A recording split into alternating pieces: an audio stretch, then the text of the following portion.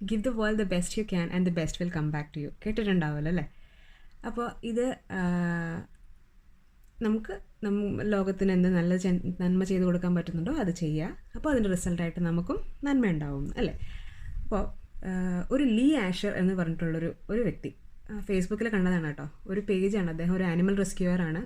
ആഷർ house wellness, അതാണ് അദ്ദേഹത്തിൻ്റെ the ആഷർ house എന്നാണെന്ന് തോന്നുന്നു അദ്ദേഹത്തിൻ്റെ പേജിൻ്റെ പേര്. അദ്ദേഹം ആനിമൽസിനെ റെസ്ക്യൂ ചെയ്ത് അഡോപ്ഷനും ഉള്ള ഫെസിലിറ്റീസൊക്കെ പ്രൊവൈഡ് ചെയ്യും. ഇവിടെയല്ല, US-ലാണ്. അപ്പോൾ കൂടുതലും ഡോഗ്സിനെയാണ് റെസ്ക്യൂ ചെയ്യുന്നത് പുള്ളി. പിന്നെ കുതിര, എനിക്ക് തോന്നുന്നു എല്ലാ ടൈപ്പ് ആനിമൽസ്, അദ്ദേഹത്തിനോട് പറ്റുന്ന ആനിമൽസിനെ എല്ലാം റെസ്ക്യൂ ചെയ്യുന്നുണ്ടെന്ന് തോന്നുന്നു. എനിവേ, നമ്മുടെ പോയിൻ്റ് അതല്ലല്ലോ. അപ്പോൾ ഞാൻ പറയാൻ ഉദ്ദേശിച്ചത്, അദ്ദേഹത്തിന് ഭയങ്കര പാഷനേറ്റാണ് ആ ഒരു കാര്യത്തിൽ. എന്നുവെച്ചാൽ ഈ നമ്മൾ വളർത്തുന്ന മൃഗങ്ങളെ നമ്മൾ വീട്ടിൽ കൊണ്ടുവന്നിട്ട് നമ്മുടെ ഓരോ സാഹചര്യങ്ങളുമായിട്ട് അഡാപ്റ്റ് ആവാതിരിക്കുമ്പോൾ പലരും നമ്മൾ ഉപേക്ഷിക്കേണ്ടി വരുന്ന സാഹചര്യങ്ങൾ ചിലപ്പം ഹെൽപ്ലെസ് ആയതുകൊണ്ടും ചെയ്യുന്നുണ്ടാവും നമ്മളങ്ങനെ. അപ്പോൾ അദ്ദേഹം അങ്ങനെ ചെയ്യുന്നത് എന്താണെന്ന് വെച്ചാൽ, അപ്പോൾ അങ്ങനത്തെ ആനിമൽസിനെ പലരും ഈ ഷെൽട്ടർ ഹോംസിൽ കൊണ്ടുപോയി വിടും. അവിടെ പക്ഷേ ഒരുപാടായി കഴിയുമ്പം അവർക്ക് വേറെ വഴിയൊന്നും ഇല്ലാത്തതുകൊണ്ട് അവരതിനെ സറണ്ടർ ചെയ്യും. അതായത് അതിനെ കൊല്ലാനായിട്ട് കൊടുക്കും. കാരണം ഒരു ലിമിറ്റിനപ്പുറത്ത് അവിടെയും വെക്കാൻ പറ്റില്ലല്ലോ, അതുകൊണ്ട്. അപ്പോൾ അങ്ങനെയുള്ള ആനിമൽസിനെ അദ്ദേഹം റെസ്ക്യൂ ചെയ്ത് കൊണ്ടുപോയി. ഇതൊരു സാങ്ച്വറി പോലത്തെ സെറ്റപ്പാണ് പുള്ളിയുടെ.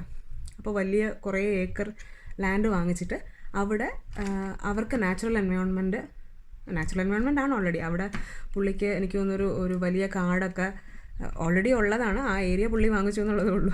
അപ്പോൾ ഇവരെ അതിനകത്തിങ്ങനെ ത്രൈവ് ചെയ്യാൻ സഹായിക്കുക. അപ്പോൾ ആ ഓരോ റെസ്ക്യൂ സ്റ്റോറി കാണുമ്പോൾ ഭയങ്കര ബ്യൂട്ടിഫുള്ളാണ് കേട്ടോ. മേ ബി എല്ലാവർക്കും അങ്ങനെ തോന്നണമെന്നില്ലായിരിക്കാം. ഞാൻ ബേസിക്കലി ഒരു ആനിമൽ ലവറാണ്. എനിക്ക് പ്രകൃതിയോടും മൃഗങ്ങളോടും ചെടികളോടും ഒക്കെ കുറച്ച് കൂടുതലാണ് ഇഷ്ടം മനുഷ്യരോടുള്ളതിനെക്കാട്ടിലും. അപ്പോൾ അതുകൊണ്ടായിരിക്കാം ഞാനത് അത്ര എൻജോയ് ചെയ്യുന്നത്. അങ്ങനെ ആവണമെന്നില്ല. പക്ഷേ എനിവേ, ഞാൻ പറയാൻ വന്നതല്ല, നമ്മളെ കൊണ്ട് ചെയ്യാൻ പറ്റുന്ന നല്ല കാര്യങ്ങൾ ഈ ലോകത്തിന് വേണ്ടി എന്ന് പറഞ്ഞാൽ നമ്മൾ ലാർജ് സ്കെയിലിൽ ചെയ്യണം എന്നല്ല കേട്ടോ. ഇപ്പോൾ ഇത് കേൾക്കുമ്പോൾ ചിലപ്പോൾ തോന്നുമായിരിക്കും, എന്നാൽ നമ്മൾ നാളെ സാങ്ച്വറി തുടങ്ങണോ, നമുക്ക് നമ്മുടെ ഒരു ദിവസം തന്നെ കൊണ്ടുപോകുന്നത് എങ്ങനെയാണെന്ന് അറിയത്തില്ല, അപ്പോൾ ഇനി ബാക്കിയുള്ളവർ റെസ്ക്യൂ ചെയ്യാൻ പോകുമോ, അതൊന്നും അല്ല ഉദ്ദേശിക്കുന്നത് കേട്ടോ.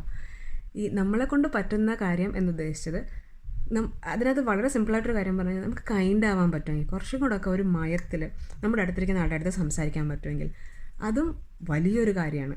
നമ്മൾ ഒരാൾ ചെയ്തുകൊണ്ട് എന്താണെന്ന് തോന്നും, പക്ഷേ ആ ഒരാളും കൂടെ ചെയ്യാതിരിക്കുന്നതിനെക്കാട്ടിലും നല്ലതല്ലേ ആരെങ്കിലും ഒരാൾ ചെയ്യുന്നത് അല്ലേ?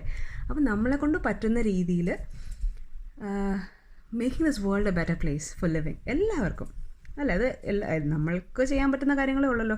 കാശിൻ്റെ ചിലവൊന്നുമില്ല അല്ലേ? കുറച്ചൊന്ന് കൈൻഡ് ആവുക, കുറച്ച് മനുഷ്യത്വം കാണിക്കുക, ഈഗോ ഒക്കെ കളഞ്ഞിട്ട് ഞാൻ അവനെക്കാട്ടിലും വലുതാണ് അല്ലെങ്കിൽ അവരെന്നെക്കാട്ടിലും ചെറുതാണ് വലുതാണ് ഇതൊക്കെ വിട്ടിട്ട് നമുക്കങ്ങനെ ചെയ്യുമ്പോൾ ഭയങ്കര സന്തോഷവും സമാധാനവും ഉണ്ടാവും. എല്ലാവർക്കും ഉണ്ടാവും. എല്ലാവർക്കും ഉണ്ടാവണമെന്നില്ലെന്ന് പറയാൻ പറ്റില്ലല്ലോ, എല്ലാവർക്കും ഉണ്ടാവും. അത് ട്രൈ ചെയ്ത് നോക്കിയാൽ മാത്രമേ അറിയുള്ളൂ.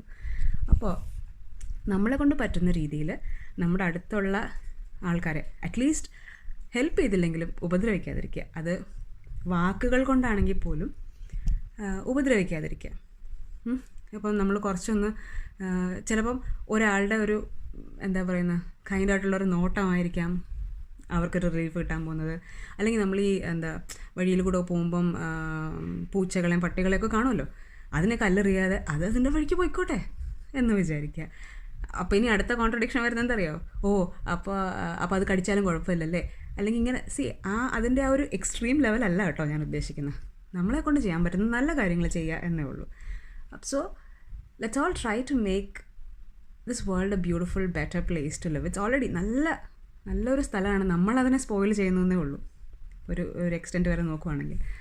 അപ്പോൾ അതുകൊണ്ട് ഈഗോ ഒക്കെ മാറ്റി വെച്ച് നമ്മൾ ആരൊക്കെയോ ആണെന്നൊക്കെ ഉള്ള വിചാരമൊക്കെ മാറ്റി വെച്ച് ഈ എത്രയോ വലിയൊരു യൂണിവേഴ്സിൽ ഈ ഭൂമി എന്ന് പറയുന്നൊരു അത്രയേ ഉള്ളൊരു ഭൂമിയിലാണ് നമ്മൾ. അപ്പോൾ ഭൂമി തന്നെ ഇത്രയും വലുതല്ലേ, ആ ഭൂമിയിൽ എത്ര ഉണ്ടാവും നമ്മൾ, എത്രയോ ആൾക്കാരുടെ ഇടയിൽ ഒരാളാണ് നമ്മൾ. അപ്പോൾ അഹങ്കാരമൊക്കെ ഒന്ന് മാറ്റി വെച്ചിട്ട്,